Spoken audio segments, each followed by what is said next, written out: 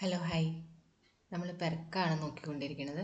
അതിൽ നമുക്ക് ഇനിയൊരു കാറ്റഗറി പഠിക്കാനുള്ളത് LTC, ലീവ് ട്രാവൽ കൺസെഷൻ. 10(5) വരുന്നതാണ്. ഓക്കെ, എക്സംഷൻ ഉണ്ട് 10(5). ഓക്കെ, അത് കഴിഞ്ഞിട്ടുള്ളതൊക്കെയാണ് പെരക്കിൽ കിട്ടണം. ഇത് കിട്ടണത് ശരിക്കും പറഞ്ഞിട്ടുണ്ടെങ്കിൽ ഓൾഡ് റിജീമിലുള്ള വർക്കാണ്. ഓൾഡ് റിജീം ഒപ്റ്റ് ചെയ്തിട്ടുള്ളവർക്ക് മാത്രമാണ് എന്ത് ചെയ്യണത്, ഈ LTC എന്നുള്ളത് കിട്ടണത്. ഓക്കെ, ബാലൻസ് ന്യൂ റിജീം ആണെന്നുണ്ടെങ്കിൽ അതെന്തായിരിക്കുള്ളൂ, അത് ഫുള്ളി ടാക്സബിൾ ആയിരിക്കും. ഓക്കെ, ഇനി ഇതെന്താണ് സംഭവം, LTC എന്താണ് സംഭവം? ഇത് നമുക്ക് നമ്മുടെ എംപ്ലോയിക്ക് വേണ്ടിയിട്ട് ഒരു എന്താ പറയുക, ഒരു ബെനിഫിറ്റ് കൊടുക്കുകയാണ്. എന്താണെന്ന് വെച്ചിട്ടുണ്ടെങ്കിൽ നിങ്ങൾക്ക് നിങ്ങൾക്കോ നിങ്ങളുടെ ഫാമിലി മെമ്പേഴ്സിനെയൊക്കെ കൂട്ടി നിങ്ങൾക്കൊന്ന് ജസ്റ്റ് ഒന്ന് ഇഷ്ടപ്പെട്ട പ്ലേസൊക്കെ ഒന്ന് പോയി വിസിറ്റ് ചെയ്തിട്ടൊക്കെ വരാം. കുറച്ച് ആൾ എൻജോയ് ചെയ്തിട്ട് വരാം. കുറച്ച് ആൾ ലോകം ചുറ്റി കാണാം എന്നുള്ളതാണ്. പക്ഷേ ആ ലോകം എന്ന് പറയുന്നത് അവരുടെ ഒരു ലിമിറ്റേഷൻ ഉണ്ട്. ഇന്ത്യയിൽ മാത്രമേ ഉള്ളൂ. ഓക്കെ, ഇന്ത്യയിൽ എവിടെ വേണമെങ്കിലും നിങ്ങൾക്ക് പോകാം. ഇന്ത്യക്ക് പുറത്തല്ല, ഇന്ത്യയിൽ എവിടെ വേണമെങ്കിലും നിങ്ങൾക്ക് പോകാം. എവിടെയുള്ള സ്ഥലത്ത് വേണമെങ്കിലും പോകാം. അങ്ങനെ ഫാമിലി മെമ്പേഴ്സിനും കൂട്ടിയിട്ട് പോകാം. അതിനൊന്നും ഒരു കുഴപ്പമില്ല. നിങ്ങളൊന്ന് കുറച്ച് ആളൊന്ന് ചുറ്റി സഞ്ചരിച്ചിട്ടൊക്കെ വരൂ എന്ന് പറയണ്ട. അപ്പോൾ നമ്മൾ ഓർക്ക് എല്ലാ എക്സ്പെൻസും ഫ്രീ ആയിട്ട് തരുമോ? ഇല്ല. എന്തു മാത്രമേ തരുള്ളൂ? ട്രാവലിങ്ങിൻ്റെ കോസ്റ്റ് മാത്രമേ എംപ്ലോയർ തരുള്ളൂ. അതാണ് ഇവിടെ ലീവ് ട്രാവൽ കൺസെഷൻ എന്ന് പറയുന്നത്. ഓക്കെ, ട്രാവലിൻ്റെ കോസ്റ്റ് മാത്രമേ എംപ്ലോയർ തരും. ഓക്കെ, അതുകൊണ്ടാണ് ലീവ് ട്രാവൽ കൺസെഷൻ എന്ന് പറഞ്ഞത്. അത് നമുക്ക് എംപ്ലോയർ തരും. ബാക്ക്ലെസ് എല്ലാം നമ്മൾ പേ ചെയ്യേണ്ടി വരും. ഓക്കെ, അപ്പോൾ എന്താണ് LTC എന്നുള്ളത് മനസ്സിലായില്ലേ? ഓക്കെ, ഇനി ഇത് എപ്പോഴാണ് കിട്ടുന്നത്? ഇത് കിട്ടുന്നത് ഒന്നില്ല എന്നുണ്ടെങ്കിൽ സർവീസിലിരിക്കുമ്പോൾ, ഡ്യൂറിങ് സർവീസ്. അതല്ലാന്നുണ്ടെങ്കിൽ റിട്ടയർമെൻ്റ് ആയിട്ടും കിട്ടാം. ഓക്കെ, റിട്ടയർമെൻറ്റിൻ്റെ ടൈമിലാണെന്നുണ്ടെങ്കിൽ നമുക്ക് എന്ത് ചെയ്യും, ഈ LTC എൻജോയ് ചെയ്യാവുന്നതേ ഉള്ളൂ. ഇനി എംപ്ലോയർ എന്ന് പറഞ്ഞിട്ടുണ്ടെങ്കിൽ നമുക്ക് പാസ്റ്റ് എംപ്ലോയർ ആവാം. എംപ്ലോയർ എന്ന് എഴുതാം. എംപ്ലോയർ എന്ന് പറഞ്ഞാൽ നമുക്ക് പാസ്റ്റ് ആവാം, പ്രസൻ്റ് ആവാം. ഓക്കെ, പാസ്റ്റോ പ്രസൻറ്റോ എംപ്ലോയറിൽ നിന്ന് നമുക്ക് എന്ത് ചെയ്യാം, നമുക്ക് ഇങ്ങനത്തെ കൺസെഷൻ മേടിക്കാം. ഓക്കെ, അപ്പോൾ നമ്മൾ ഏറ്റവും കൂടുതൽ ശ്രദ്ധിക്കേണ്ട കാര്യം എന്താണ്? ലീവ് ട്രാവൽ കൺസെഷൻ കിട്ടുമ്പോൾ ട്രാവലിങ്ങിന് മാത്രമേ കിട്ടുള്ളൂ. പിന്നെ എന്താണ്, ഇന്ത്യയിൽ മാത്രമായിരിക്കണം. ഇന്ത്യയുടെ പുറത്തേക്ക് പോയിട്ടുണ്ടെങ്കിൽ കിട്ടില്ല. ഓക്കെ, സ്റ്റേ എക്സ്പെൻസും അങ്ങനെയുള്ള ഒരു എക്സ്പെൻസും നമുക്കിതിൽ കവർ ആവില്ല. ട്രാവലിംഗ് മാത്രമേ കവർ ആവുള്ളൂ. അത് പ്രത്യേകം ശ്രദ്ധിക്കുക. ഇനി അടുത്ത പോയിന്റിൽ നോക്കാനുള്ളത് എന്താണെന്ന് വെച്ചിട്ടുണ്ടെങ്കിൽ ഫാമിലി. ഞാൻ പറഞ്ഞു എംപ്ലോയിക്കും അവരുടെ ഫാമിലി മെമ്പേഴ്സിനും പോകാമെന്നുള്ളത്. ഇതിൽ ഫാമിലി എന്നുള്ളത് കൊണ്ട് എന്താണ് ഉദ്ദേശിക്കുന്നത്? ഫാമിലി എന്ന് പറഞ്ഞിട്ടുണ്ടെങ്കിൽ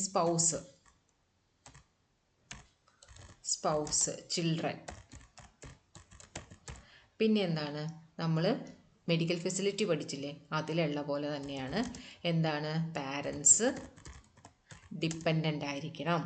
അതേപോലെ തന്നെ സിസ്റ്റേഴ്സ് ഉണ്ടെങ്കിലോ ബ്രദേഴ്സ് ഉണ്ടെങ്കിലോ, അതായത് സിബ്ലിങ്സ് ബ്രദേഴ്സ് ഉണ്ടെങ്കിലോ അവരെന്തായിരിക്കും മെയിനായിട്ടും ഡിപ്പെൻഡ് ചെയ്തിരിക്കണം. പാരൻസ്, സിസ്റ്റേഴ്സ്, ബ്രദേഴ്സ് അവരെന്തായിരിക്കണം മെയിനായിട്ട് ഡിപ്പെൻഡ് ചെയ്തിരിക്കണം. എന്നാൽ മാത്രമേ ഇതിലേക്ക് ഫാമിലി മെമ്പേഴ്സ് എന്നുള്ളത് കാറ്റഗറിയിലേക്ക് അവരെ എടുത്തിട്ട് വരുള്ളൂ. ഓക്കെ, ഇനി ചിൽഡ്രൻ്റെ കേസിൽ വേറൊരു കാര്യം കൂടി ശ്രദ്ധിക്കേണ്ടതുണ്ട്. ചിൽഡ്രൻ എന്ന് പറയാൻ നേരത്ത് നമുക്കിവിടെ രണ്ടായിട്ട് തിരിക്കേണ്ടി വരും. ഈ ഒരു കേസിൽ ചിൽഡ്രൻ എന്ന് പറയുന്നതിനെ നമുക്ക് രണ്ടായിട്ട് തിരിക്കണം. ഒന്നാമത്തെ കാറ്റഗറിയിൽ പറയുകയാണെന്നുണ്ടെങ്കിൽ 1/10/1998, അതിന് ബിഫോർ, ഇതിന് മുന്നേ ജനിച്ച കുട്ടികൾ. പിന്നെ രണ്ടാമത്തെ കാറ്റഗറി എന്താണെന്ന് വെച്ചിട്ടുണ്ടെങ്കിൽ 1/10/1998 ശേഷം ജനിച്ച കുട്ടികൾ.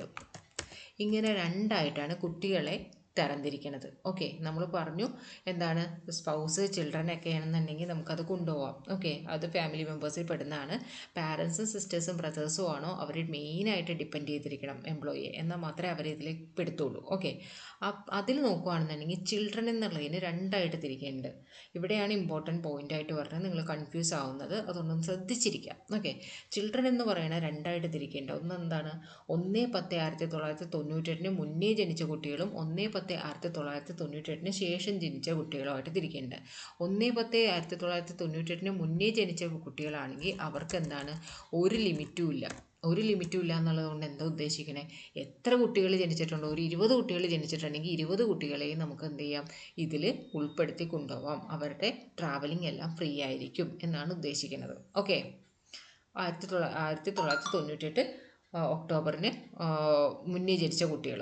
ഓക്കെ, ഇനി അതിന് ശേഷം ജനിച്ച കുട്ടികളാണെങ്കിലോ, അതിന് ശേഷം ജനിച്ച കുട്ടികളാണെങ്കിൽ മാക്സിമം 2, എത്രയേ പറ്റുള്ളൂ, മാക്സിമം 2 കുട്ടികളെ മാത്രമേ കൊണ്ടുപോകാൻ പറ്റുള്ളൂ. ഓക്കെ, അതിന് മുന്നേ ആണെന്നുണ്ടെങ്കിൽ എത്ര കുട്ടികളെ കൊണ്ടുപോകാം, 98 ഒക്ടോബറിന് ശേഷമാണോ ജനിച്ചത്, 2 കുട്ടികളെ കൊണ്ടുപോകാൻ പാടുള്ളൂ. അപ്പോൾ നമുക്ക് ഇവിടെ പറഞ്ഞ ക്വസ്റ്റ്യൻസ് എന്താണെന്നുള്ളത് നോക്കാം. ഒന്ന്, മാക്സിമം 2 ആണെന്ന് പറഞ്ഞു അല്ലേ, മാക്സിമം 2 ആണെന്ന് പറഞ്ഞു. ഇനി ആ കേസിൽ നമുക്ക് ട്വിൻസ് ആണ് ജനിക്കണമെന്നുണ്ടെങ്കിൽ എന്ത് ചെയ്യും? ആ ട്വിൻസ് ആണ് ജനിക്കണമെന്നുണ്ടെങ്കിൽ നമുക്ക് 1-2 കേസുകൾ നമുക്കൊന്ന് നോട്ട് ചെയ്ത് വെക്കാനുണ്ട്. ഓക്കെ, നമുക്ക് ആരൊക്കെ എങ്ങനെയൊക്കെ നമുക്ക് ഇതിൽ വരും എന്നുള്ളത് നമുക്കൊരു എക്സാമ്പിളായിട്ട് തന്നെ നമുക്കൊന്ന് നോക്കാം. ഓക്കെ, എക്സാമ്പിളായിട്ട് തന്നെ നമുക്കൊന്ന് പഠിച്ചു നോക്കാം. ഇപ്പോൾ നമുക്ക് എന്താണ് ഈ 98-ന് മുന്നേ ആയിട്ട് ഏതെങ്കിലും ഒരു ഡേറ്റ് എടുത്തോ. 1996 എനിക്ക് ഒരു കുട്ടിയുണ്ട്. 96-ന് മുന്നേ ആയിട്ട് എനിക്ക് ഒരു കുട്ടിയുണ്ട്. ഓക്കെ, അതായത് 98-ന് മുന്നേ ആയിട്ട് എനിക്കൊരു കുട്ടിയുണ്ട്. 96-ൽ എനിക്കൊരു കുട്ടി ജനിച്ചിട്ടുണ്ട്. പിന്നെ 98-ന് ശേഷമല്ലേ, 98-ന് ശേഷം എന്ന് പറയണത് എനിക്ക് 2000-ൽ ഒരു കുട്ടി ജനിച്ച്, 2002-ൽ ഒരു കുട്ടിയും കൂടി ജനിച്ച്.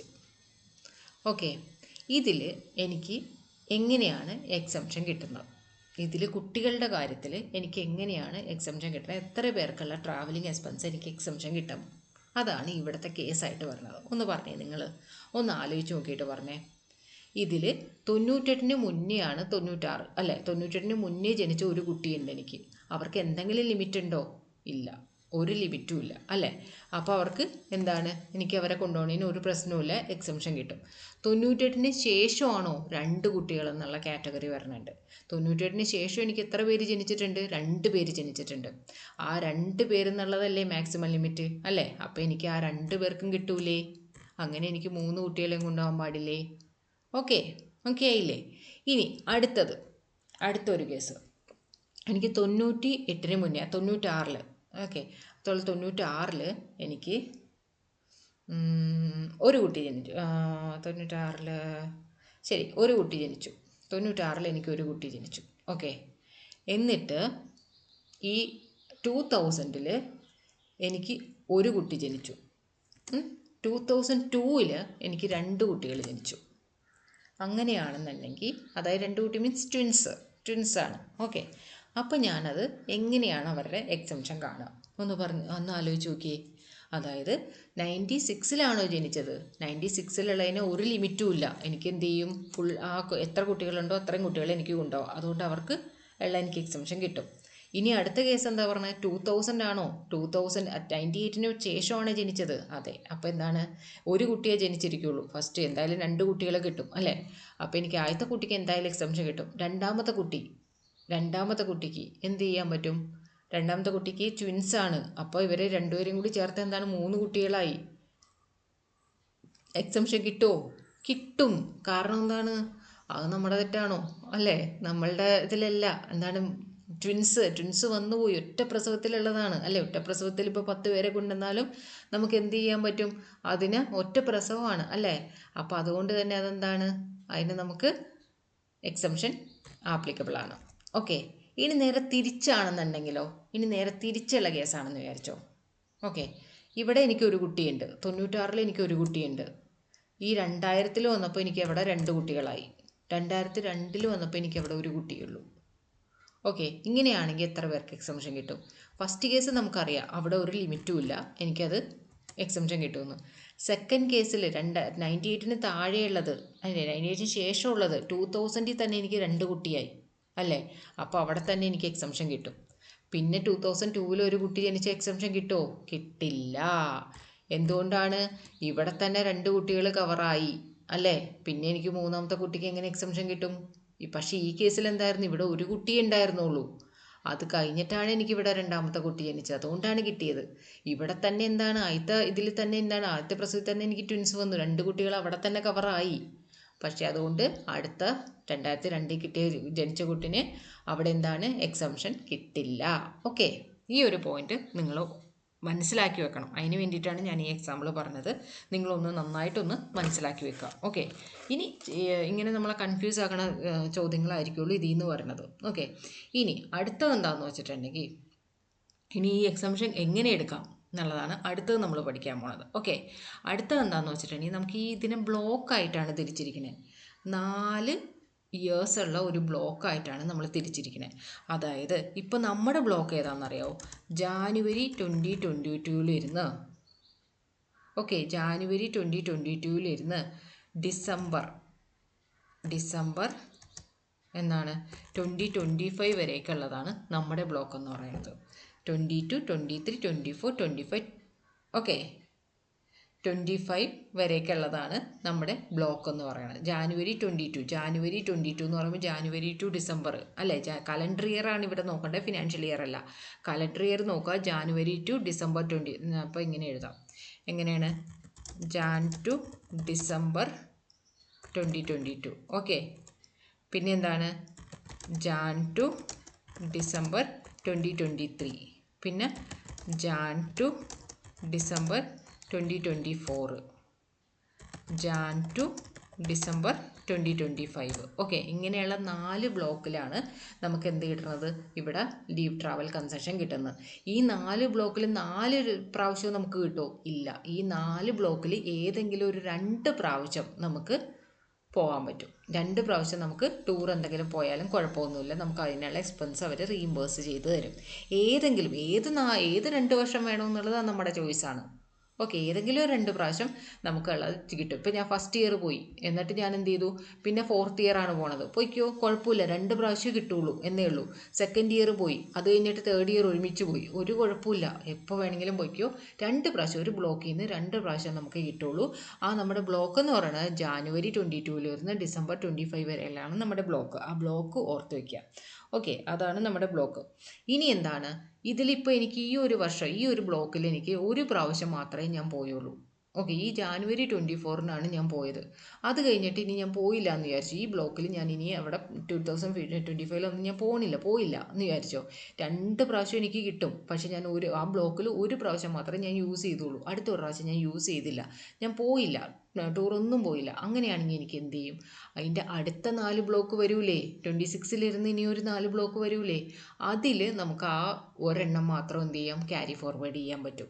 ഞാൻ പോകാത്ത ഒരു ട്രിപ്പിനെ എനിക്ക് എന്ത് ചെയ്യാൻ പറ്റും? അടുത്ത ബ്ലോക്കിലോട്ട് ക്യാരി ഫോർവേഡ് ചെയ്യാൻ പറ്റും. പക്ഷേ അതിന് ചെറിയ കണ്ടീഷൻസ് ഉണ്ട്. എന്താണെന്ന് വെച്ചിട്ടുണ്ടെങ്കിൽ ഇവിടെ ഞാൻ പോയില്ല, എനിക്ക് 4 വർഷത്തിൽ 2 പ്രാവശ്യം പോകുമായിരുന്നു, പക്ഷേ ഞാൻ ഒരു പ്രാവശ്യം പോയുള്ളൂ. ഓക്കെ, പോയില്ല. അതിന് ഞാൻ അടുത്ത 4 ബ്ലോക്കിലൊക്കെ ക്യാരി ഫോർവേഡ് ചെയ്യാൻ നേരത്ത് ആ പോവാത്ത ട്രിപ്പ് ഞാൻ അതിൻ്റെ ഫസ്റ്റ് ഇയർ തന്നെ പോയിക്കൊള്ളാം. സെക്കൻഡ് ശരി, എനിക്ക് ഫസ്റ്റ് ഇയർ എനിക്ക് പറ്റിയില്ല, പല സാഹചര്യങ്ങളിൽ ഞാൻ സെക്കൻഡ് ഇയറിലേക്ക് പോയിക്കോട്ടെ എന്ന് വെച്ചാൽ പറ്റില്ല. അതെന്ത് ചെയ്യണം? അത് ഫസ്റ്റ് ഇയറിൽ തന്നെ നമ്മൾ പോകണം. ഫസ്റ്റ് ഇയറിൽ തന്നെ പോയാലേ നമുക്ക് അവിടെ എന്ത് കിട്ടുള്ളൂ? എക്സംഷൻ കിട്ടുള്ളൂ. ആ ക്യാരി ഫോർവേഡ് ചെയ്ത ട്രിപ്പ് ഫസ്റ്റ് ഇയറിൽ തന്നെ പോകണം. ബാലൻസ് ഉള്ള 2 ട്രിപ്പ് ഉണ്ടല്ലോ ആ ബ്ലോക്കിൽ, അത് ഏതെങ്കിലും വർഷം നമ്മൾ പോയാൽ മതി. ആ ബ്ലോക്കിനുള്ളിൽ ഏതെങ്കിലും ഒരു വർഷം നമ്മൾ പോയാൽ മതി. ക്യാരി ഫോർവേഡ് ചെയ്യണ ട്രിപ്പ് നമുക്ക് എന്ത് ചെയ്യണം? ആ ഫസ്റ്റ് വർഷം തന്നെ നമ്മൾ പോകണം. ഓക്കെ, ഇത് നമ്മൾ നോക്കി വെക്കേണ്ട ഒരു കാര്യമാണ്. പിന്നെ ഇതിൽ പ്രത്യേകിച്ച് പറയേണ്ടത് എന്താണെന്ന് വെച്ചിട്ടുണ്ടെങ്കിൽ ട്രാവലിംഗ് നോക്കാൻ നേരത്ത് ഏറ്റവും ഷോർട്ടസ്റ്റ് ആയിട്ടുള്ള റൂട്ടായിരിക്കണം നമ്മൾ സെലക്ട് ചെയ്യേണ്ടത്. ഏറ്റവും ഷോർട്ടസ്റ്റ് റൂട്ട് അല്ലേ? നമുക്ക് എങ്ങനെ വരാം? നേരെ മൂക്കി പിടിക്കുക, അതേപോലെ തലയിൽ കൂടി പുറകിൽ കൂടി ചുറ്റി മൂക്കി പിടിക്കുക എന്ന് പറയൂലേ? അങ്ങനെ ചുറ്റി പിടിച്ചൊന്നും പോകാൻ പാടില്ല. നമുക്ക് എന്തായാലും ട്രാവലിംഗ് കോസ്റ്റ് ഫ്രീ അല്ലേ എന്ന് വെച്ചാൽ അങ്ങനെയൊന്നും പോകാൻ പാടില്ല. നമുക്ക് ഏറ്റവും ഷോർട്ടസ്റ്റ് റൂട്ട് എന്താണോ അതിൽ മാത്രമേ നമുക്ക് എന്ത് ചെയ്യുള്ളൂ? എക്സംഷൻ കിട്ടുള്ളൂ. ഇനിയിപ്പോൾ എക്സംഷൻ കിട്ടുക, ഇപ്പം നമ്മൾ നമുക്ക് അവിടെ എയറിൽ കൂടി നമുക്ക് പോകാൻ പറ്റും. ഓക്കെ, പ്ലെയിനൊക്കെ കയറി നമുക്ക് പോകാമെന്നുണ്ടെങ്കിൽ അവിടെ എക്കണോമിക് ക്ലാസ്സിലായിരിക്കുള്ളൂ നമുക്ക് പോകാൻ പറ്റണം. ഓക്കെ, എക്കണോമിക് ക്ലാസ് തന്നെ അവർ തരും. എക്കണോമിക് ക്ലാസ്സിൽ നമുക്ക് ബുക്ക് ചെയ്ത് നമുക്ക് ഫ്രീ ആയിട്ട് പോകാൻ പറ്റും. ഓക്കെ, ഇനി അവിടെ എയർ സൗകര്യം ഇല്ല, റെയിൽവേയുടെ സൗകര്യം മാത്രമേ ഉള്ളൂ. അങ്ങനെയാണെന്നുണ്ടെങ്കിൽ ഫസ്റ്റ് ക്ലാസ് AC നമുക്ക് പോകാൻ പറ്റും. ഫസ്റ്റ് ക്ലാസ് AC നമുക്ക് പോകാനായിട്ട് പറ്റും റെയിലിലാണെന്നുണ്ടെങ്കിൽ. ഇനി അവിടെ റെയിലിൻ്റെ സൗകര്യമില്ല, റോഡ് മാത്രമേ ഉള്ളൂ, റോഡിൻ്റെ സൗകര്യം മാത്രമേ ഉള്ളൂ എന്ന് പറയുകയാണെന്നുണ്ടെങ്കിൽ എന്താണ്, അവിടെ ഡീലക്സ് ഫെയറിൽ നമുക്ക് പോകാൻ പറ്റും. എന്താണ്, ഡീലക്സ് ഫെയറിൽ നമുക്ക് പോകാൻ പറ്റും. ഓക്കെ, ഡീലക്സ് ഫെയറിൽ നമുക്ക് പോകാൻ പറ്റും. ഇനി അവിടെ റോഡ് സൗകര്യമില്ല, അവിടെ ഒന്നുമില്ല, നമ്മൾ എന്ത് ചെയ്യും, നമ്മൾ ഓൺ വണ്ടിയിലാണ് പോയത് എന്ന് വിചാരിക്കുക. ഈ പറഞ്ഞ ഒരു സൗകര്യമില്ല, എയറില്ല, റെയിലില്ല, റോട്ടിൽ കൂടിയുള്ള വണ്ടിയില്ല, അങ്ങനെയുള്ള ഒരു സൗകര്യമില്ല. അങ്ങനെയാണെങ്കിൽ നമ്മൾ എന്ത് ചെയ്യും, നമ്മുടെ ഓൺ വണ്ടിയിൽ നമ്മൾ അവിടെ പോയിട്ട് വന്നു. പക്ഷെ നമുക്ക് എക്സംഷൻ എങ്ങനെ എടുക്കാൻ പറ്റും, എക്സംഷൻ എടുക്കാൻ നേരത്തേക്ക് നമ്മൾ എന്ത് ചെയ്യുക, ആ ഒരു ഏരിയയിലേക്ക് നമുക്ക് ഇങ്ങനെയുള്ള സർവീസുകൾ ഒന്നുമില്ല എന്നുണ്ടെങ്കിൽ അതിന് ഓപ്പോസിറ്റായിട്ടുള്ള വേറെ ഏതെങ്കിലും ഏരിയ, അതേപോലെയുള്ള ഏരിയക്ക് എത്താനുള്ള ആ ഒരു എന്താ പറയുക, എത്താനുള്ള ആ ഒരു വഴി എന്താണെന്നുള്ളത് നോക്കാം. അതിൽ ഷോർട്ടസ്റ്റ് റൂട്ട് നമ്മൾ സെലക്ട് ചെയ്യുക. ആ ഷോർട്ടസ്റ്റ് റൂട്ട് ഇതുപോലെ സങ്കല്പിക്കുക, ഈ റൂട്ടിലോട്ടാണ് പോയി എന്നുള്ള പോലെ സങ്കല്പിച്ചിട്ട് അതിന് എത്ര ഫെയർ, അതിന് അവിടെ പോയി വരാനായിട്ട് എത്ര കോസ്റ്റ് ആവുമോ ആ കോസ്റ്റിനെയാണ് ഇവിടെ തരാൻ നമുക്ക് പോണത്. അതായത് ഇപ്പം നമ്മൾ പോണ സ്ഥലത്ത് നമുക്ക് എയറോ റെയിലോ റോഡോ ഒരു വഴിയും പോകാൻ പറ്റില്ല. നമ്മൾ എന്ത് ചെയ്യും, നമ്മൾ അവിടെ പോകണമെന്നുള്ളതുകൊണ്ട് നമ്മൾ എന്ത് ചെയ്തു, നമ്മൾ നമ്മുടെ സ്വന്തം വണ്ടിയിൽ പോയി. അപ്പോൾ നമുക്ക് എക്സംഷൻ തരണ്ടേ, എക്സംഷൻ തരണമെങ്കിൽ സ്വന്തം വണ്ടിയിലുള്ളതിന് എക്സംഷൻ ഉണ്ടോ, അങ്ങനെ ഒരു കാറ്റഗറി ഇല്ല. അപ്പോൾ നമുക്ക് എന്ത് ചെയ്യും, ഇതേ റൂട്ടിലോട്ടുള്ള വേറെ വഴി ഉണ്ടാവും, അല്ലെ, ഇതേ റൂട്ടിലോട്ടെന്ന് വെച്ചിട്ടുണ്ടെങ്കിൽ ഇതേപോലെയുള്ള സ്ഥലത്തേക്കുള്ള വേറെ ഓപ്പോസിറ്റ് സൈഡിലായിരിക്കും ചിലപ്പോൾ അതേപോലെയുള്ള ഒരു സ്ഥലം കാണുന്നത്. അങ്ങോട്ടുള്ള സ്ഥലത്തേക്ക് എത്തിപ്പെടാനായിട്ടും തിരിച്ചു വരാനുമായിട്ട് എത്ര കോസ്റ്റ് ആവുമെന്ന് അവർ കാൽക്കുലേറ്റ് ചെയ്യും. എന്നിട്ട് അതിനുള്ള എക്സംഷനെ നമുക്ക് ഇവിടെ തരുള്ളൂ. ഓക്കെ, അതിന് ഷോർട്ടസ്റ്റ് ആയിട്ട് എങ്ങനെയാണോ എക്സംഷൻ കിട്ടുക അതിനുള്ളതേ തരുള്ളൂ. ഓക്കെ, അത് AC ആയാലും ശരി, എയർ ആയാലും ശരി, റെയിലായാലും ശരി, എങ്ങനെയായാലും ശരി, അതിന് എങ്ങനെയാണോ അതനുസരിച്ച് അവർ കാൽക്കുലേറ്റ് ചെയ്ത് തരും. ഓക്കെ, ഇതാണ് ഇതിൽ നമുക്ക് പഠിക്കാനുള്ളത്. അപ്പോൾ നമുക്കിവിടെ എന്താണ് പഠിക്കാനുള്ളത്, നമ്മൾ എന്താണ് പഠിച്ചത്, നമുക്ക് LTC ആണ് പഠിച്ചത്, ലീവ് ട്രാവൽ കൺസെഷൻ 10(5) ആണ്, ഓൾഡ് റിജീമിന് മാത്രമേ കിട്ടുള്ളൂ. നമുക്ക് സർവീസിലിരിക്കുമ്പോഴോ റിട്ടയർമെൻ്റ് ആയ സമയത്തോ എപ്പോൾ വേണമെങ്കിലും ഇത് യൂസ് ചെയ്യാവുന്നതാണ്. എംപ്ലോയർ, പാസ്റ്റ് എംപ്ലോയർക്കോ പ്രസൻറ്റ് എംപ്ലോയർക്കോ ആർക്ക് വേണമെങ്കിലും നമുക്കിത് തരാവുന്നതാണ്. ഫാമിലി എന്ന് പറഞ്ഞാൽ സ്പൗസും ചിൽഡ്രനും, പിന്നെ പാരൻസും സിസ്റ്റേഴ്സും ബ്രദേഴ്സൊക്കെ ആണെന്നുണ്ടെങ്കിൽ അത് ഡിപ്പെൻഡൻ്റ് ആയിരിക്കണം. ചിൽഡ്രൻ എന്ന് പറയാൻ നേരത്ത് 2 കാറ്റഗറി ആയിട്ട് തിരിക്കണം അവരെ. ഒന്ന് 1/10/98 മുന്നേ ഉള്ളവരും 1/10/98 ശേഷമുള്ളവരും. 1/10/98 മുമ്പേ ഉള്ളവർക്കാണെന്നുണ്ടെങ്കിൽ എത്ര കുട്ടികൾ വേണമെന്നുണ്ടെങ്കിലും കൊണ്ടുപോകാം, അതിനവിടെ ലിമിറ്റ് ഒന്നും പറയാനില്ല.